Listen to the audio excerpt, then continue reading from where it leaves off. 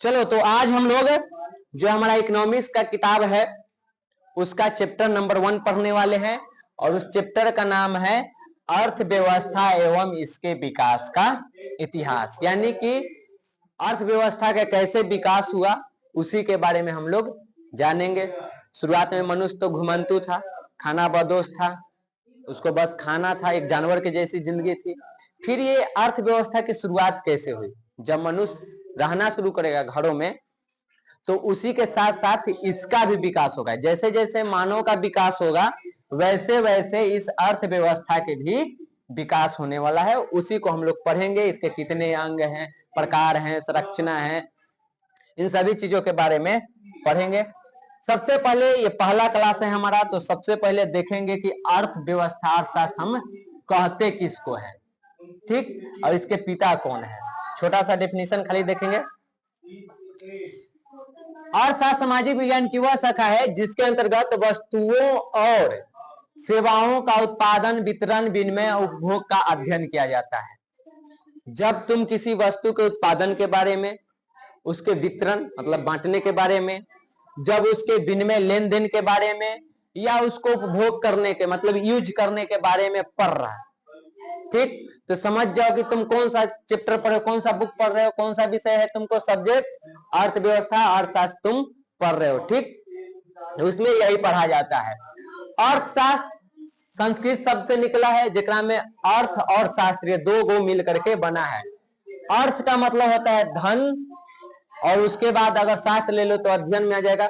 अगर देखा जाए तो अर्थशास्त्र का जो शाब्दिक अर्थ है वो होता है धन का अध्ययन। यानी एक चीज और, अगर तुम रुपया पैसा से संबंधित कोई भी चीज की पढ़ाई कर रहा है, ठीक, जहां मुद्रा के बारे में तुमको पढ़ाई हो रही है, ठीक, जीएसटी वगैरह के बारे में पढ़ रहा है, एटीएम में जो चलता है, चेकबुक, ये सब, इस तरह की जो भी घटनाएं अगर तुम पढ़, इन सब चीजों को अगर तुम पढ़ रहा है तो वो तुम्हारा अर्थशास्त्र का ही हिस्सा है, वो इकोनॉमिक्स में ही आता है, ठीक।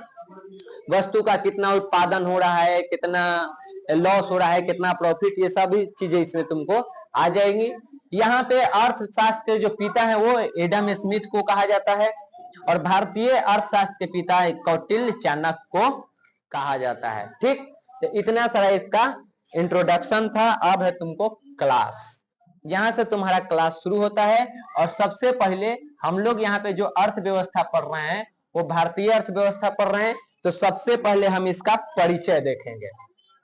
देखो, हम लोगों को पता है 7th 8th 9th जो भी पढ़े, तो 8th क्लास में मुख्य रूप से हम लोग पढ़े कि हम लोगों पर अंग्रेजी शासन था, यानी भारत जो है वो अंग्रेज का गुलाम हो गया था, उसका उपनिवेश था। तो उस टाइम पर भारतीय अर्थव्यवस्था भी किसके अंतर्गत था? अंग्रेज के अनुसार, वही पूरा नीति निर्धारण करता था, ठीक। तो ये हम लोगों को अपना एक उपनिवेश बना के रखा। अंग्रेजों की एक नीति थी, वो नीति क्या है? फूट डालो और शासन करो, यानी राज्य करो। ये सवाल भी तुमको पूछा जा चुका है, ठीक। फूट डालो और शासन करो की नीति कौन अपनाया था? अंग्रेजों ने। हमें आपस में लड़ाया और हमारे ऊपर वो शासन किया, ठीक। और इस तरह से ये लगभग 200 वर्षों तक हमको, पूरे भारत को गुलाम बना करके, अपना उपनिवेश अपना बना करके रखता है, ठीक। ब्रिटिश शासन के पूर्व भारतीय अर्थव्यवस्था कृषि प्रधान होने के बावजूद उद्योग, व्यापार, यातायात, आधारभूत संरचनाओं में अन्य कई महत्वपूर्ण देशों की तुलना में अच्छी स्थिति में थी। अगर हम बात करें भारत के अर्थव्यवस्था की, तो आज भी हम लोग जब इकोनॉमिक्स पढ़ते हैं, खैर अब तो इधर बदला है, नहीं तो भारत एक कृषि प्रधान देश है। यहाँ की जो जीविकोपार्जन है पूरी तरह से कृषि पे डिपेंड है। यहाँ के लोगों का जो मुख्य इनकम है, जो काम है, वो क्या हुआ करता है? कृषि। अभी थोड़ा बदला हुआ है, अब लोग सेवा क्षेत्र में ज्यादा हैं। अब जो हमारा इनकम होता है उसमें सबसे ज्यादा जीडीपी में सेवा क्षेत्र का योगदान है, ठीक। तो अब थोड़ा सा सिचुएशन बदल रहा है, नहीं तो ऐसे देखा जाए तो भारत क्या है? कृषि प्रधान है। अंग्रेज के आने से पहले भी हम कृषि प्रधान ही थे, लेकिन कृषि के प्रधान यानी कि सबसे ज्यादा यहाँ पे कृषि होती थी। पूरा प्राचीन काल पढ़ो, मध्यकाल पढ़ो, आधुनिक काल तक पढ़ो, कृषि प्रधान है। यहाँ तक कि आजादी तक हम लोग कृषि प्रधान देश ही थे। इधर थोड़ा सा बदल रहा है क्योंकि लोग सेवा क्षेत्र में ज्यादा इंटरेस्ट ले रहे हैं, तो वहां पे ज्यादा उसका योगदान हो रहा है। तो कृषि प्रधान देश है, ठीक।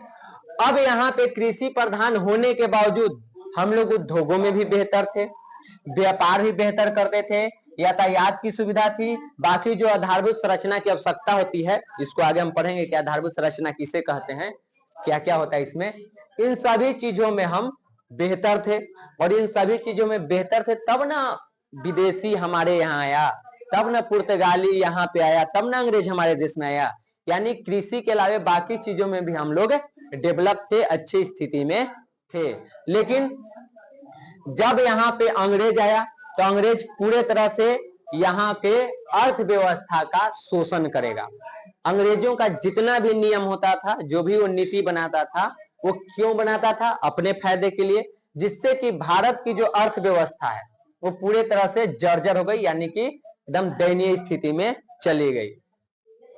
यहाँ पे गरीबी, अशिक्षा, अंधविश्वास, विषमता और शोषण का साम्राज्य था। जहां पे देखो आज भी इन सब चीजों का तुमको थोड़ा सा अंश देखने को मिल जाएगा।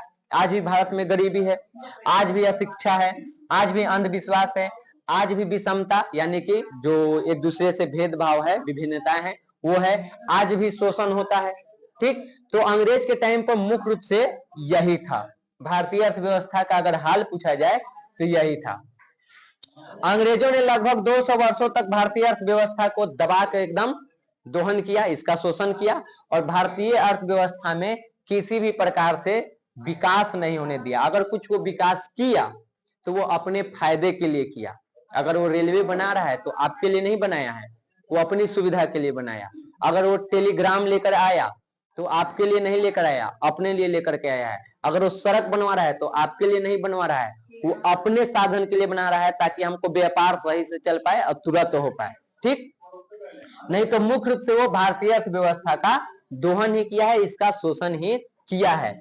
प्रति व्यक्ति आय की स्थिरता, कृषि पर बढ़ती जनसंख्या की निर्भरता, हस्तशिल्प उद्योगों का पतन तथा उसके बाद लगभग नष्ट हुई औद्योगिक व्यवस्था इस बात को पूरी तरह से स्पष्ट कर देते हैं कि अंग्रेजों ने भारतीय अर्थव्यवस्था का सिर्फ और सिर्फ शोषण किया था।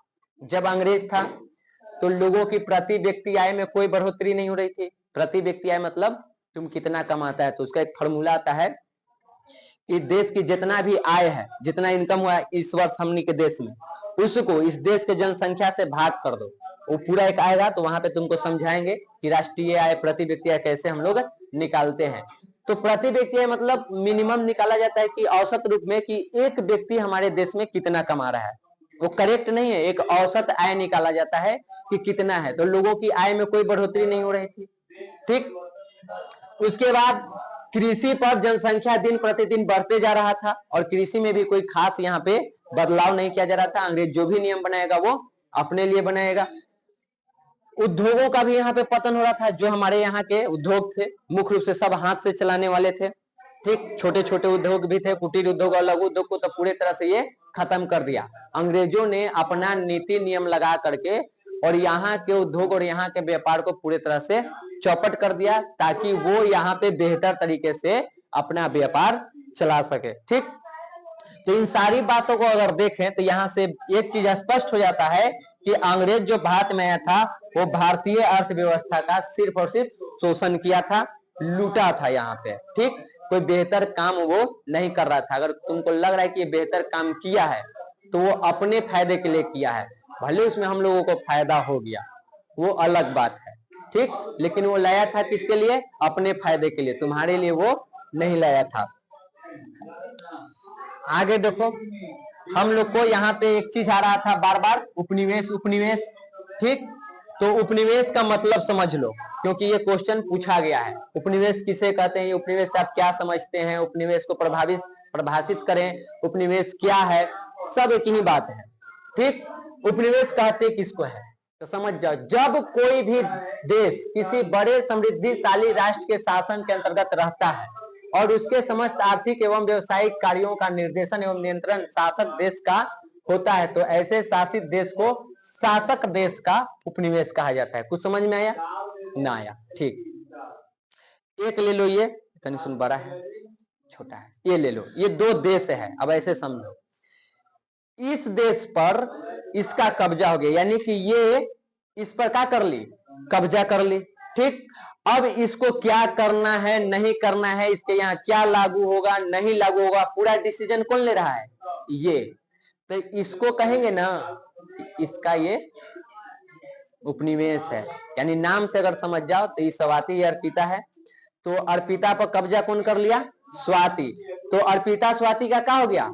उपनिवेश हो गया, यानी इसका गुलाम हो गया। तो वही लिखा जाता है, शॉर्ट में बोल सकता है कि जब कोई देश किसी दूसरे देश पर अपना शासन स्थापित कर लेता है, तो जो शासित देश है वो उसका, हम ही गड़बड़ा जाए, रुक जाओ एक मिनट, कंफ्यूजन हो जा रहा है। जब कोई देश, या इसे लिखोगे, जब कोई शक्तिशाली देश किसी कमजोर देश को अपने अधीन कर लेता है, तो कमजोर देश को शक्तिशाली देश का उपनिवेश कहते हैं। ठीक, ये समझ में आ गया? शॉर्ट में इतने समझो कि जब कोई शक्तिशाली देश किसी कमजोर देश को अपने अधीन कर लेता है, तो इस कमजोर देश को इस शक्तिशाली देश का क्या कहेंगे? उपनिवेश कहेंगे, यानी कि गुलाम कहेंगे, कि इसका तुम गुलाम हो गया। जैसे कि हमारा भारत ब्रिटेन का उपनिवेश था, ब्रिटेन हमारे ऊपर कब्जा कर लिया, यहाँ के जो भी राजनीतिक, आर्थिक, सामाजिक, हर तरह के जो भी नीति नियम है वो कौन निर्धारित कर रहा था? ब्रिटेन कर रहा था, तो हम उसके अंतर्गत चल रहे थे, उसके अधीन थे। तो भारत ब्रिटेन का क्या था? उपनिवेश था। ठीक, समझ गए?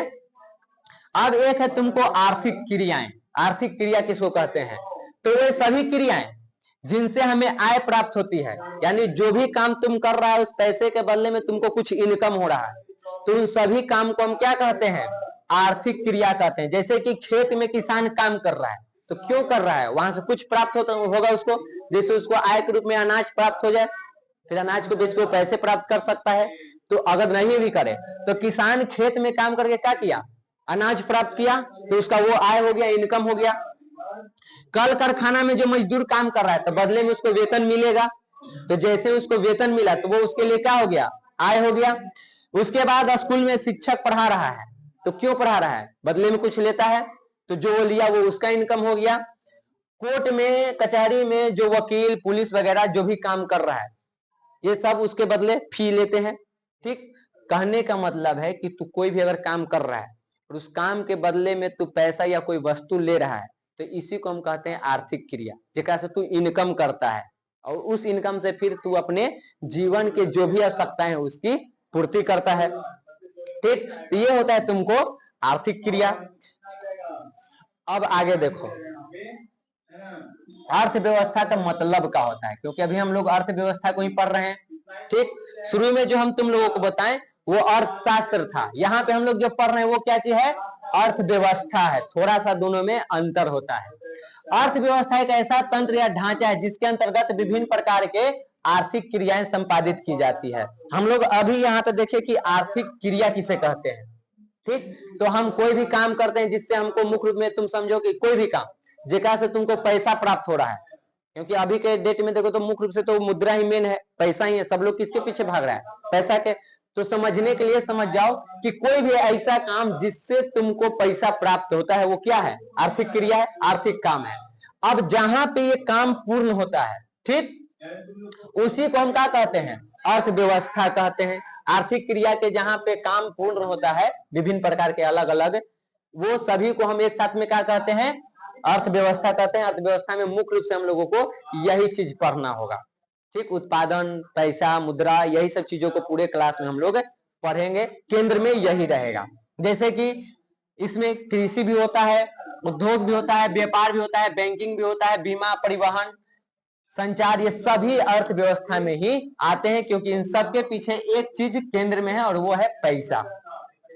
कृषि करके हम क्या करेंगे? अनाज प्राप्त करेंगे, अनाज बेच के पैसा लिए। फैक्ट्री लगाए हैं, वस्तुओं का उत्पादन करेंगे, उत्पादन करके बेच के क्या करेंगे? पैसा लेंगे। व्यापार क्यों कर रहे हैं? पैसे के लिए। बैंक क्यों है? पैसे के लिए। बीमा क्यों करवाते हैं? LIC वगैरह, पैसा के लिए। परिवहन, जो गाड़ी वगैरह चला रहा है, सब किसके लिए? पैसा के लिए। संचार मतलब मोबाइल, नेटवर्क, कंप्यूटर, इंटरनेट, सब किसके लिए? सबके केंद्र में क्या है? पैसा। यानी कि अर्थव्यवस्था में यही सब काम किया जाता है। और अर्थव्यवस्था में तुम लोग मुख्य रूप से पढ़ेगा ही मुद्रा के बारे में। हमको तो एकदम पक्का है कि हम लेफ्टी अब बन ही के रहेंगे, रोज यही हाथ चला रहे हैं। इसका तो कोई उपयोग ही नहीं रह गया। इसको उपयोग करने के लिए हमको इधर आना पड़ता है, इधर आते हैं तो ये लोग के दिखवे नहीं करता है। बना दे लेफ्टिए, दहिना से तो इवे करता है, बायों से सीख जाते हैं। अब देखो, अर्थव्यवस्था में मुख्य रूप से दो प्रकार के काम किए जाते हैं, दो ही काम होता है। पहला, लोगों की आवश्यकताओं की संतुष्टि के लिए वस्तुओं और सेवाओं का उत्पादन होता है। एक चीज तो ये देखना, अगल बगल इधर उधर कहीं भी घूमेगा तो जो वस्तु का उत्पादन होता है, उत्पादन मतलब समझता है नया सामान बनाना, ठीक। जैसे लकड़ी था तो लकड़ी को अपना दिमाग लगा करके अपना तकनीक का प्रयोग करके क्या कर दिए, बेंच, तो ये हो गया उत्पादन, ठीक। तो देखना कि का इस दुनिया में इधर उधर घूमना, स्कूल जाना, रास्ते से जा रहा है, देखना कोई ऐसा है जिसका उत्पादन बेवजह हुआ है, जो मनुष्य को उपयोगी लायक ना हो। जितना भी चीज दिखेगा ना तुमको, जो उत्पादन किया गया है, जो बनाया गया है, वो मनुष्य की आवश्यकता के लिए बनाया गया है। हो सकता है वो आवश्यकता तुमको नहीं हो, लेकिन किसी न किसी मनुष्य को वो आवश्यकता है, ठीक। तो उस प्रकार से जैसे मान लो कि लिपस्टिक का उत्पादन हुआ, तो लड़का के उसका कोई उपयोग नहीं है, ठीक, लेकिन लड़की को उसका उत्पादन है ना आवश्यकता। तो लड़की के संतुष्टि के लिए क्या बनाया गया, काजल बनाया गया, लिपस्टिक बनाया गया, और कुछ होता है वो आयर लाइन है कुछ जो है बनाया जाता है ना, ठीक। तो वो उसकी संतुष्टि के लिए बनाया गया, ठीक। लड़की के लिए अलग अलग कलर में बनाया जाता है, लड़कन को उसके उपयोगिता के अनुसार बनाया जाता है। हाँ, नेलो पॉलिश वो में कि अगर आज हम ब्लैक पहने हैं तो नेल पॉलिश ब्लैक, कान में ब्लैक, काजल तो ब्लैक होवे करता है, उठलालियो घड़ी ब्लैक आवे लगल है ना, करिया टाइप पर, तो पता ना सल लगल एकदम ना, ठीक। छोड़ा, महिलाओं का सम्मान करना चाहिए, ठीक है। उनका अपना जीवन है, उन लोगों को उसी में अच्छा लगता है, घर में रही है वही शौक श्रृंगार है। हम लोगों को जो मिल गया, देखो 15 दिन से ये स्वेटर पहन के पढ़ा रहे हैं, धोइबो नहीं किए हैं, कौन तो धोवे जा रहा है, चल रहा है तो चल रहा है, बाल झाड़ते हैं ऐसे कर लिए, छोटा छोटा करवा के। आई समय देखो एक एक दर्जन तो खाली क्लिप लगाती है सब। अब देखो इधर, तो जो भी उत्पादन किया जाता है वो मनुष्य के आवश्यकता के अनुसार किया जाएगा, उनकी संतुष्टि के लिए किया जाएगा। जो मनुष्य की आवश्यकता नहीं है उसकी उत्पादन कभी नहीं किया जाता है। तो ये चीज समझ गए, ठीक। तो विभिन्न प्रकार के वस्तु और सेवाओं का यहाँ पे उत्पादन किया जाता है। हर व्यक्ति के अलग अलग ख्वाहिश है, अलग अलग उसकी चाह है, तो उसके अनुसार उसके वस्तुओं का उत्पादन किया जाता है। जैसे मान लो कि हम ये बोर्ड खरीदे तो हमको लगा कि हम 75 इंच वाला खरीदेंगे, हमारे लिए बेहतर है। कोई के 98 इंच वाला चाहिए, कोई के 65 इंच वाला चलेगा, तो सबकी आवश्यकता अलग अलग है ना, तो उसके अनुसार उत्पादन किया गया, ठीक। कोई को यही बोर्ड की आवश्यकता है, व्हाइट बोर्ड की, तो उसका उत्पादन किया गया है। तुमको कॉपी किताब की आवश्यकता है, इसका आवश्यकता है, आपको इसकी आवश्यकता नहीं है, हमको था लगा कि हमको है तो हम खरीदे, तो मेरे लिए उत्पादन किया गया।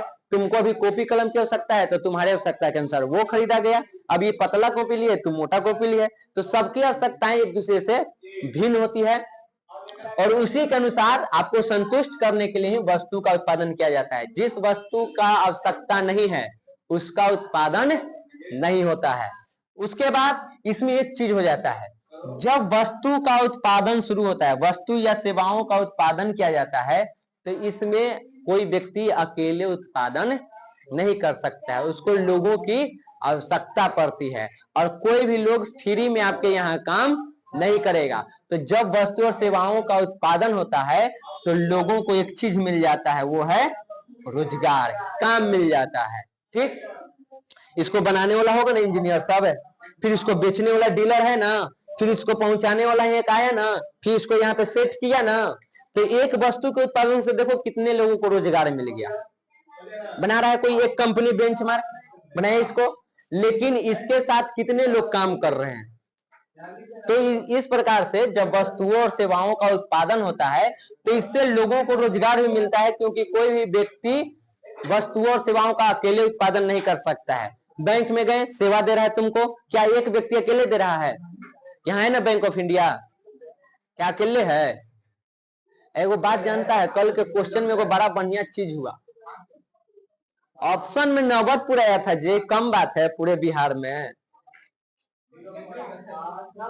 क्वेश्चन था कि शायद कि प्रथम पाली वाला में शायद रामधारी सिंह दिनकर के जन्म था। क्वेश्चन वन याद है? ठीक। ऑप्शन डी में था नवतपुर। है नहीं, डी में था। तब सेकेंडो सीटिंग में कायल था। कौन सीटिंग में देखा है? फर्स्ट सीटिंग में डी में था। और कहूँ रहे नवतपुर था ना जी। हाँ, तो नवतपुर ब्रांड है। अब तो नवतपुर नाम ही हो गया। अब तो जाके इन लगाओ तुम इन लगाओ ओकरा में कि नवतपुर ऑप्शन में आता है, कम बात है। ठीक। ऐसे भूगोल में एक जगह नवतपुर पढ़ना है तुमको, पूरे भूगोल की किताब में। जब NH98 रोड पढ़ेंगे ना, जो गया हुआ है फुलवारी से, तो NH98 सड़क में नवतपुर नाम तुमको आएगा। लेकिन ऑप्शन में आया हिंदी में, जरूर कोई इनने पे कोई सेट करे वाला था का? नवतपुर आया दिमाग में से कहां से? बेटा आता तो समझते कि बेटा बड़ा हो रहा है। नवतपुर आया है। पूरे बिहार में नवतपुर हम नमो में ब्रांड है। अब उसमें एक चीज हो गया, अब हर साल जो बच्चा क्वेश्चन बैंक पढ़ेगा नवतपुर उसको पढ़ना पड़ेगा कि नवतपुर नहीं आता है। अब देखो अर्थव्यवस्था के परिभाषा हम देखें। अर्थ तो हम लोग पढ़ लिए। देखो अर्थव्यवस्था को लेकर के बड़ा कंफ्यूजन है। अर्थशास्त्र अलग, अर्थव्यवस्था का अर्थ अलग और अर्थव्यवस्था की परिभाषा अलग। अर्थ तो हम लोग पढ़ लेंगे कि जेकरा में विभिन्न प्रकार के आर्थिक क्रियाओं का संपादन होता है, उसको हम लोग अर्थव्यवस्था का यही अर्थ होता है कि उनमें आर्थिक क्रियाएं की जाती है। ठीक। जो भी रुपया पैसे संबंधित है वो काम किया जाता है। परिभाषा पूछे तब, अब इसका कोई एक परिभाषा नहीं है। ठीक। इसमें अलग अलग विचारकों ने इसका परिभाषा जो है अलग अलग तरीके से दिया है। जो भी अर्थशास्त्री हुए उन लोगों ने अपने अनुसार दिया। जैसे देखो एक व्यक्ति कह रहा है कि अर्थव्यवस्था आजीविका अर्जन की एक प्रणाली है, तो सही बात तो है। अर्थव्यवस्था में हम लोग पढ़ रहे हैं, उसमें क्या कर रहे हैं? इनकम। और इनकम क्यों कर रहे हैं? अपना जीवन यापन के लिए, अपने जीवन में जो भी उपयोग है उसकी पूर्ति करने के लिए। तो ये ब्राउन के द्वारा कहा गया है, सही बात है। ये देखो अर्थव्यवस्था का अर्थ किसी राष्ट्र के संपूर्ण व्यवहार से होता है जिसके आधार पर मानवीय सत्ताओं की संतुष्टि के लिए वो अपने संसाधनों का प्रयोग करता है। सही बात तो कह रहा है। हम लोग अपने देश के संसाधन का उपयोग क्यों कर रहे हैं? अपनी आवश्यकता के पूर्ति के लिए ना। और सबसे क्या होता है? इनकम होता है, संतुष्टि के लिए हम काम कर रहे हैं। ये कौन कहा है? आर्थर लेविस ने। ये भी बात सही है। अर्थव्यवस्था आर्थिक क्रियाओं का एक ऐसा संगठन है जिसके अंतर्गत लोग कार्य करके अपनी आजीविका चलाते हैं। ये भी सही बात है। हम लोग काम करते हैं, अर्थव्यवस्था में आ गए। काम करते क्यों है? अपना जीवन चलाने के लिए। ये बात कौन कह रहा है? ये बात नहीं कोई कह रहा है, ये पूरा का एक एथी है तुमको। ठीक। मिश्रण है कि एक मुख्य रूप से इसको देखो तो कहें कि अर्थव्यवस्था आर्थिक क्रियाओं का एक ऐसा संगठन है, एक ऐसा मिश्रण है जेकरा में हम लोग काम करते हैं। और काम क्यों करते हैं? अपने जीविका को चलाने के लिए। या इसको ऐसे ही बोल सकता है कि अर्थव्यवस्था समाज के सभी आर्थिक क्रियाओं का योग है। हम समाज में जितने भी आर्थिक काम करते हैं, जैसे ही आर्थिक काम कहें समझ जाओ कि पैसा से जुड़ा हुआ बात हो रहा है। तो जितना भी हम काम करते हैं पैसा से जुड़ा हुआ, उस सब को जब हम एक साथ जोड़ देते हैं तो उसी को हम क्या कहते हैं? अर्थव्यवस्था कहते हैं। अब तुमको अगर पूछ दिया कि अर्थव्यवस्था की परिभाषा लिखे, तो पहले लिख दो कि अर्थव्यवस्था का कोई एक मान्य परिभाषा नहीं है। अलग अलग अर्थशास्त्रियों ने इसका परिभाषा अलग अलग तरीके से दिया है, जिसमें से कुछ इस प्रकार है। और में से कम ये दो हम जो बताए हैं, इन दोनों को लिख दो और दोनों के पीछे नाम डाल दो। नीचे नाम यहाँ पे डाल दो। जब एग्जाम देने जाओ तो अभी से आदत बना लो, दो पेन यूज करो, एक ब्लैक और एक ब्लू। तो मान लो ब्लू से आंसर लिखा तो नीचे ब्राउन लिख दो ब्लैक पेन से। बस इसी में तुमको काम हो जाएगा। एक से दो डेफिनेशन दो कम से कम दे दो ताकि अलग लगे। हो गया। ठीक। तो ये हो गया तुमको। अब आगे देखो, अर्थव्यवस्था की संरचना पढ़ते हैं। संरचना क्या होता है?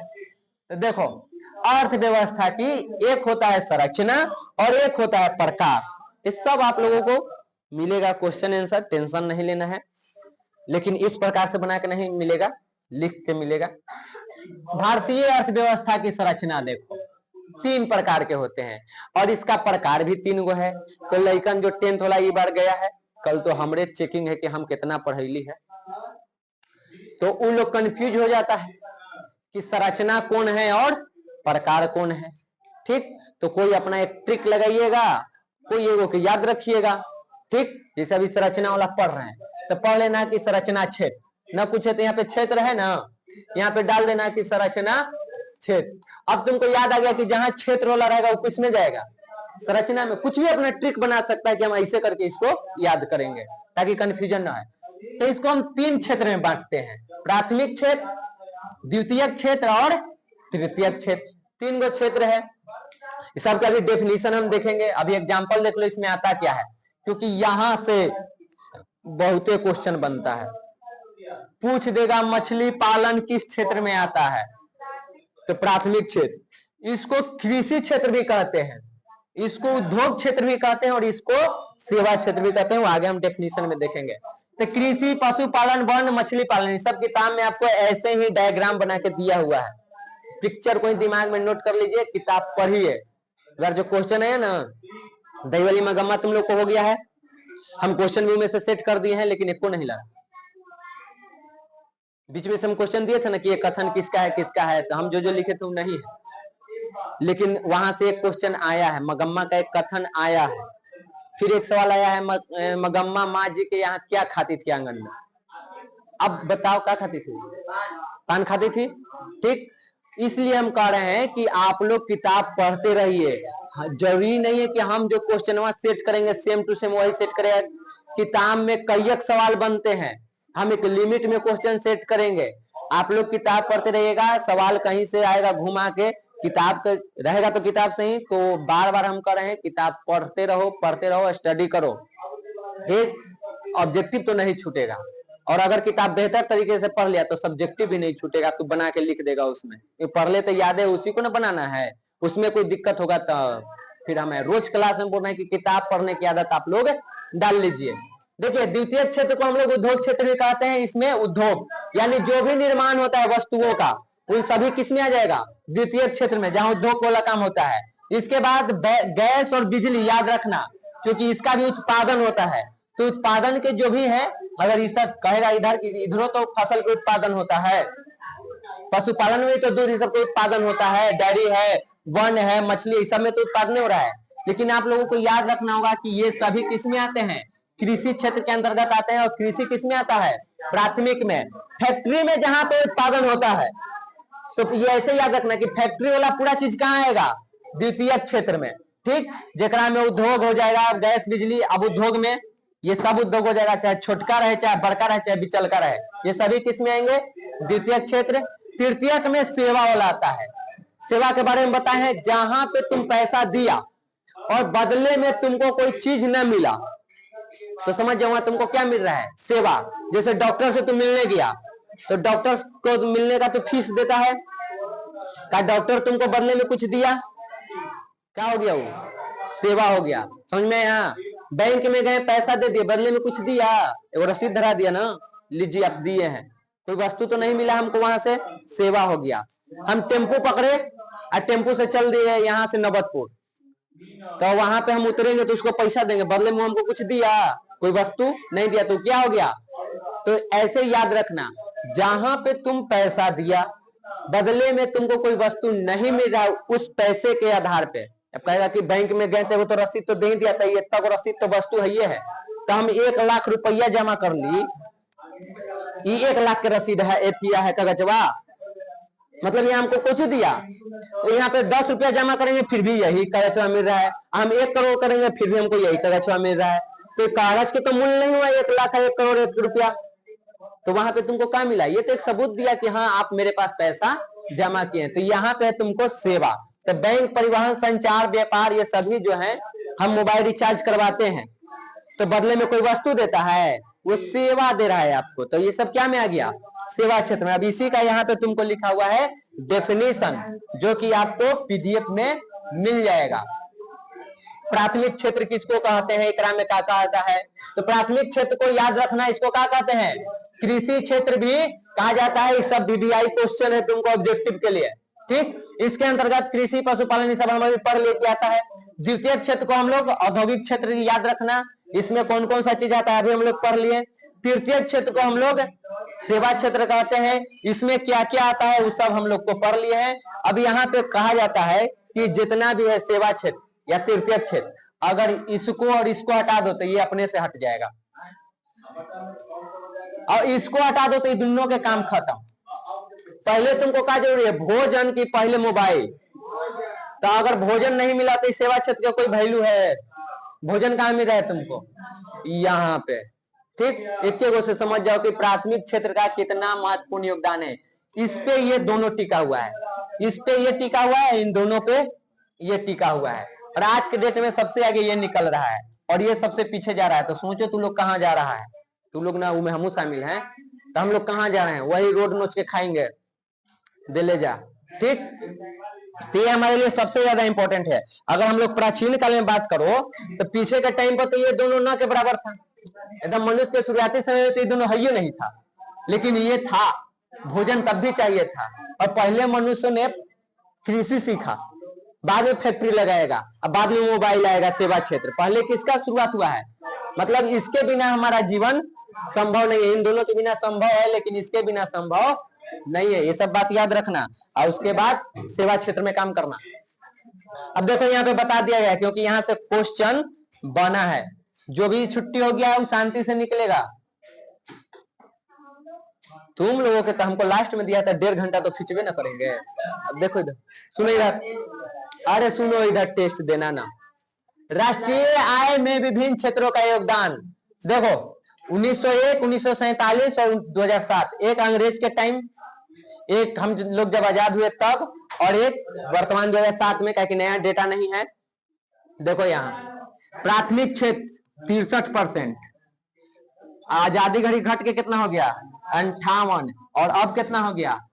अब तो और घट गया होगा, क्योंकि 2007 के लगभग तुमको 24-25 चल रहा है, तो 18 साल पुराना डेटा है। द्वितीय क्षेत्र कितना था पहले, अब बढ़ के कितना हो गया? फिर कितना हो गया? तृतीय क्षेत्र पहले कितना था, फिर कितना हुआ? अब दिख रहा है तुमको? इन दोनों में बढ़ोतरी हो रही है, द्वितीय क्षेत्र और तृतीय क्षेत्र। प्राथमिक क्षेत्र कहाँ जा रहा है? नीचे, जबकि इसी के आधार पे दोनों टिका हुआ है। तो आज के डेट में सवाल बनता है कि हम लोगों के जो राष्ट्रीय आय है उसमें सबसे ज्यादा योगदान किसका है? तो पहले तो प्राथमिक क्षेत्र के था, लेकिन वर्तमान में देखो तो वर्तमान वाला यही डेटा ना है। इसमें देखो तो सबसे ज्यादा कौन है? 56। 56 किसका है? तृतीय। तृतीय को क्या कहते हैं? सेवा क्षेत्र। ठीक, ये सेवा क्षेत्र का सबसे ज्यादा आज के टाइम पर योगदान है। अब एक टॉपिक और पढ़ लो खाली, इसके प्रकार, उसके बाद तुमको क्लास छोड़ देंगे हम। बाप रे, पहली घंटे में 1.5 घंटा पढ़ ले, छुट्टी का टाइम से बाप रे कर रहा है।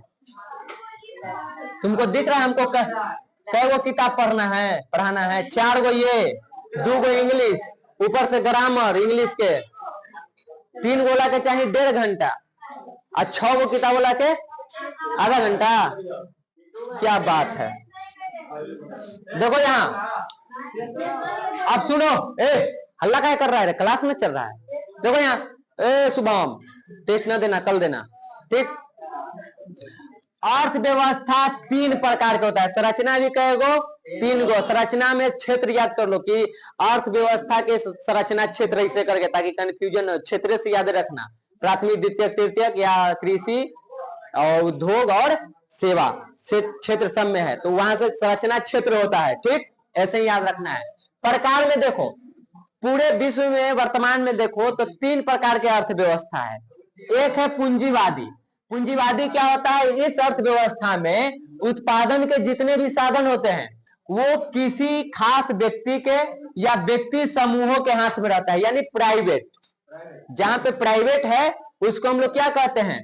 पूंजीवादी अर्थव्यवस्था। यहाँ पे पूरा जो स्वामित्व है, जो मालिक है, वो कोई एक खास व्यक्ति, निजी का मतलब होता है प्राइवेट, तो कोई खास व्यक्ति होगा या व्यक्तियों का एक समूह होगा, तो वो मिलकर चलाता है। ठीक, और यहाँ पे जितना भी काम ही करेगा वो अपने निजी लाभ के लिए ही करेगा। जैसे अमेरिका में पूंजीवादी अर्थव्यवस्था है, जापान, ऑस्ट्रेलिया, इस सब में कौन सी है?